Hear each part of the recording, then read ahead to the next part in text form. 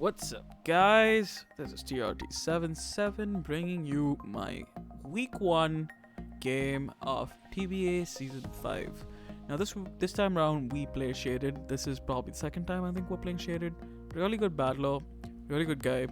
I'm really looking forward to this one. On our screen right now, I have the pace of the team that I am bringing for him. And you'll also be able to see his team there. And I'll just explain why I'm bringing these sets for his mon specifically. Nasty Bad is Nasty Bad is really good against this team.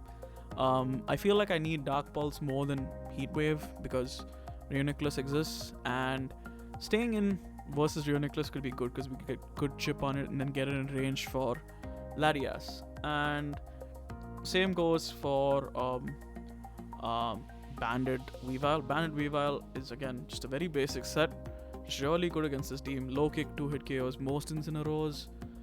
We're immune to Intimidate because of inner focus.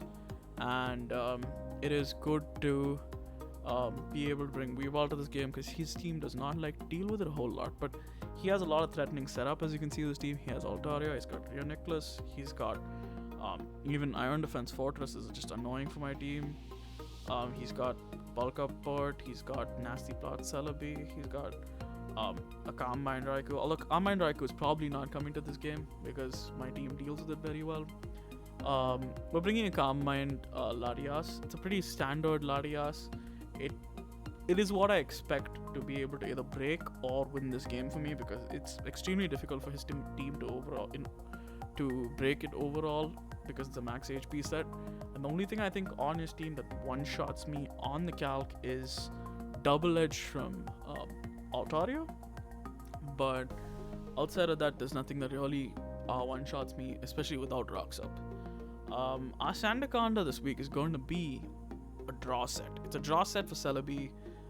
It is a Glare, Earthquake, Skitter Smack, and subset. Skitter Smack obviously being a base 70 physical bug type move that was introduced in Gen 8, which reduces the opposing Pokemon's special attack by 1 stage always. Skitter Smack is really useful because it does quite a lot to Celebi, always 2 shots every single Celebi, but it does a lot to Celebi. But also the fact that his team just has a lot of even Rio Nicholas, it's just very annoying. So I have to, like, in terms of being able to set up on my team. So I just thought Skitter Smack would be fun to just whittle it down overall, or just kill its special attack stat if it's a setup set.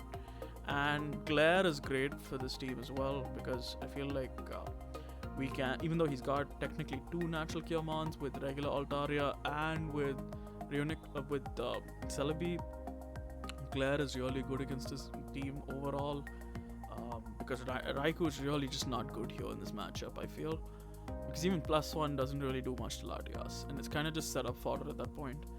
Our next Pokemon is a pretty standard Pessimian, Choice Scarf, 4 attacks, Gunk Shot's there to revenge alt if he gets to +1, which I'm hoping doesn't happen, but if it does, I don't expect him to be max speed Jolly. If he's max speed Jolly, then it's a speed die, but if he's not, which is more likely, Gunk should take him out. If it doesn't take him out, I'm not sure if there's even a calc where he doesn't take him out. But we do also have Banded Ice Shard on Weavile as insurance for Mega Altaria. We have Savage Cat and the Magmar making its return to our TBA team. Last time we had this mon checked a Mega Mawile. I'm just gonna keep blowing Magmar's horn till people realize this mon is really much better than people give credit for. And it's quite bulky and it actually takes hits from his team really well. I've got Taunt on there to prevent the 2 mons that I can't really do anything to from killing me, which is or from setting up on me, which would be Altaria and Rio Nicholas. And on the odd chance he brings like a weird setup Incineroar, which I really doubt he brings, this also works in that favor because we can just get good chip on Incineroar with Scorching Sands as well. It doesn't get any recovery, so it's perfect unless he wants to run Drain Punch, which again, my team has 2 4x fighting resist and a Mega Latias. Like, my team is probably the most insured against fighting types possible. So that is probably why, and it's also a quad burn set.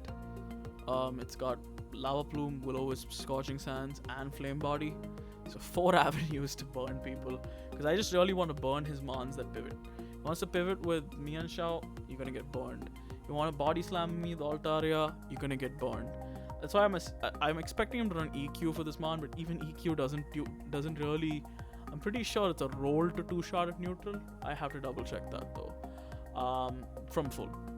And Earth Power does not 2-shot Magmar ever. So that is from Celebi. That is a Life Orb Celebi. Does not 2-shot.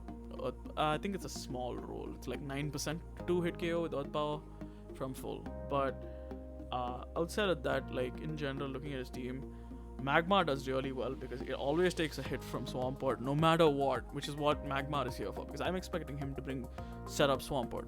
So hopefully we burn that thing, or like if he's Toxic Rock Spurt, we can taunt him with faster, because Magmar's base 93 speed. We're faster than the mons that he'd bring with no speed, and then we can burn them. So this is the 6 we're bringing, guys. And now I'm just gonna jump into the game. Now jumping into the game, guys, as you can see, he chose not to bring Swampert, which I'm actually quite happy about because that was a pain to deal with. He does bring Celebi, but looking at his team, I'm assuming this is going to be an offensive Celebi, not like a Rocks variant. He does also choose to bring Golbat, which is a bit worrying because we don't have a whole lot for Golbat. We don't have a Psychic move on Latias, and with the Violite, that thing can be really bulky, and we probably have to knock off its Violite at some point with Passimian, but I just don't know if we'll get the opportunity to, considering that he could just go into Altaria and set up, considering we have 2 choice locked mons. This is going to be a bit of a tough one, but I think my lead is pretty set in stone. It's going to be Magmar here because the worst case I can taunt something, and we can at least deny rocks or deny setup on Rune, and it doesn't get 2-shot really by much. So worst case we can get some good chip off on Incin or on Golbat early.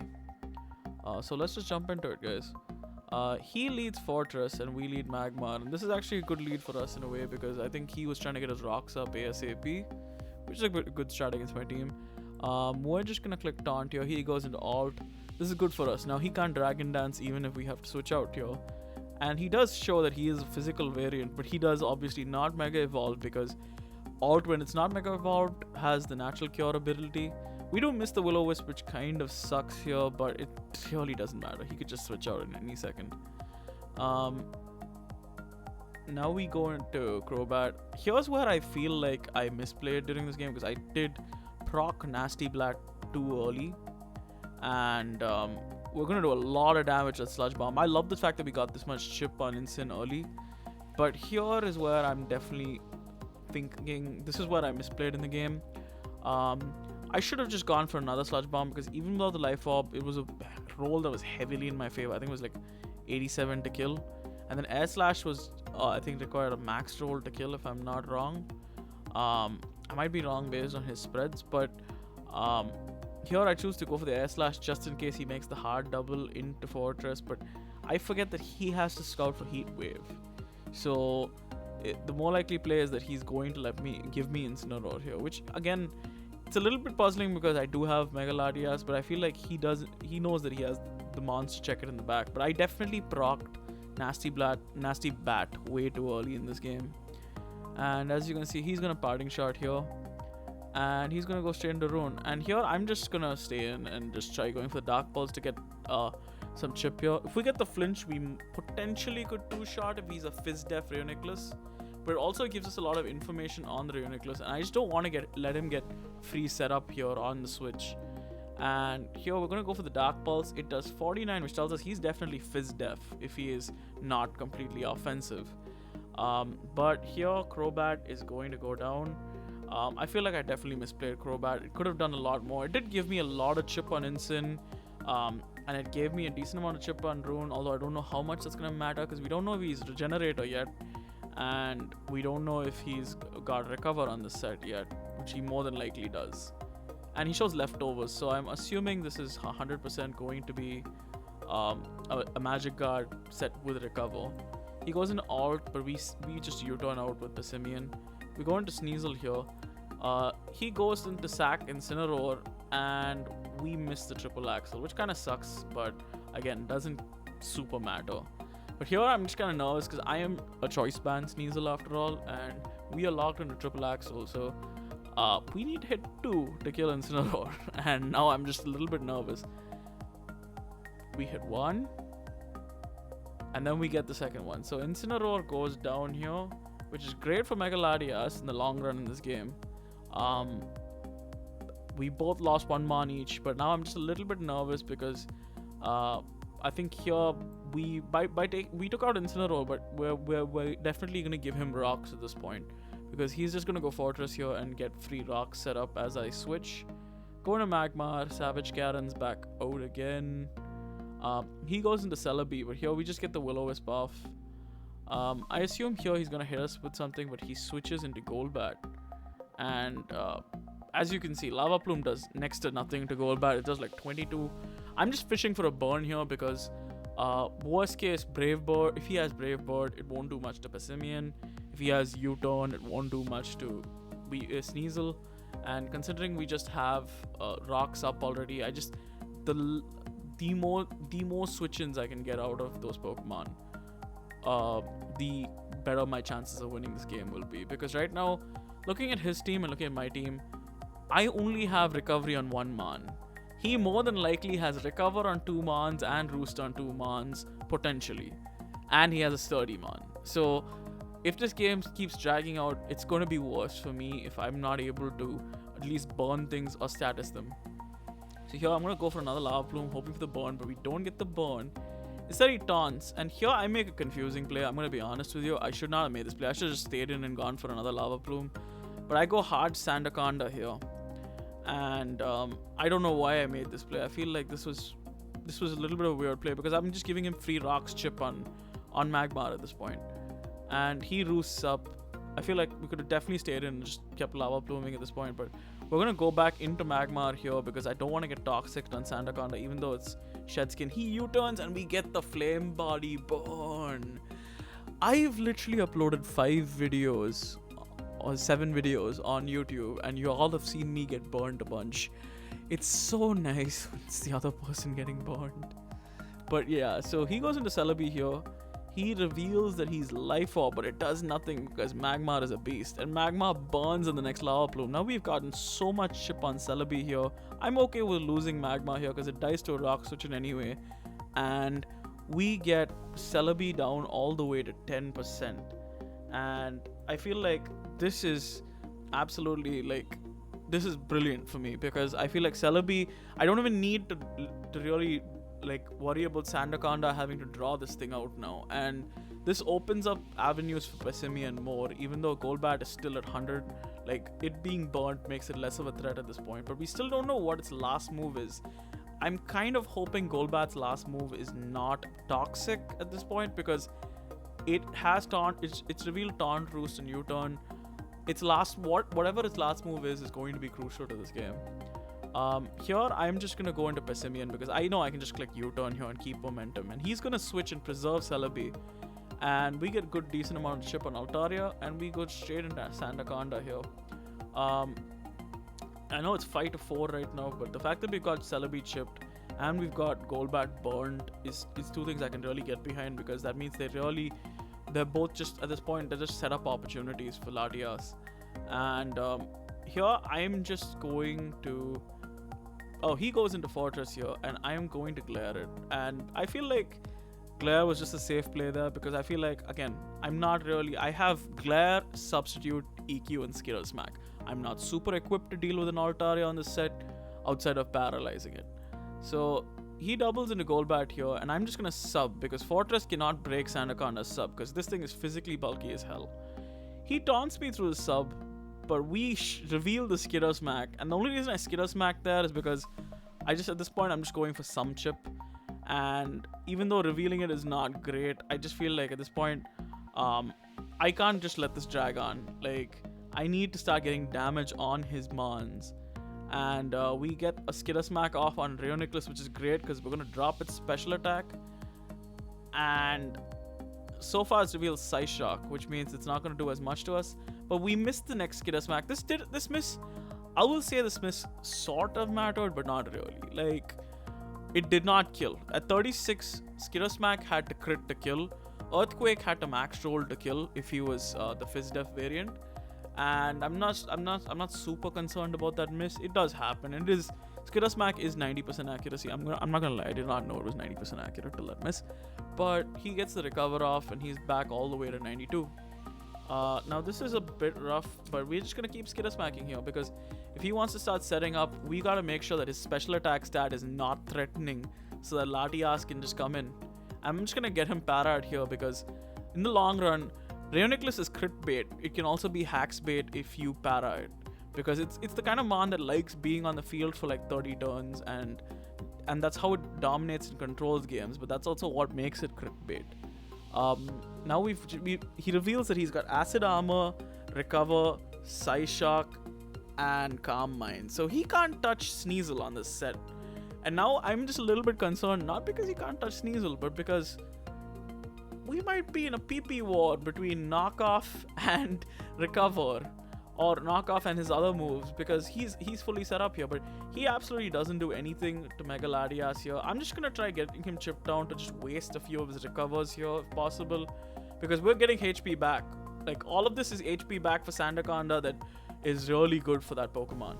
So I'm not super concerned with this. I'm just gonna Skittersmack again, knock away his special attack stat. Again, he wastes another recover. But here I feel like I know this seems like it's a bit stally, but the thing is, this was super intense when we were playing this because if either of us made one wrong move, the other person went into their dragon and set up and swept. So this was a tough position to be in on both sides. And there was a lot of mind games here, even though it doesn't look as much when we're post-calming this. But here I'm gonna make the hard switch into Latias. He gets para on that turn, which is good, I guess. I mean, he was just gonna calm mind anyway. And here I'm just gonna start calm minding alongside, but my special attack is uninhibited, and he's still at -2 at this point. So I'm gonna calm mind again. Here he goes into Fortress, and I'm a little bit afraid.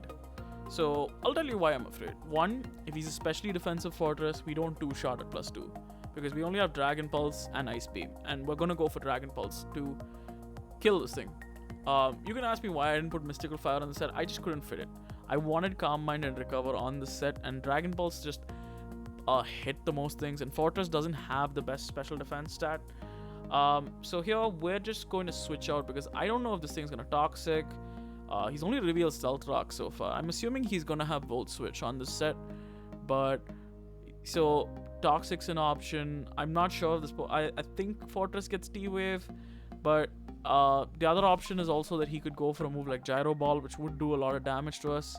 So I'm just gonna switch out here, and he reveals his own tech. He has Payback. Now, Payback doesn't do a whole lot of Latias, but it does do 31 to 35, which is actually quite a lot of damage considering it's a Mega Latias. Now we're back to this. He doesn't get the para on the Body Slam, which is not super unfortunate. I am Shedskin. It's not the end of the world.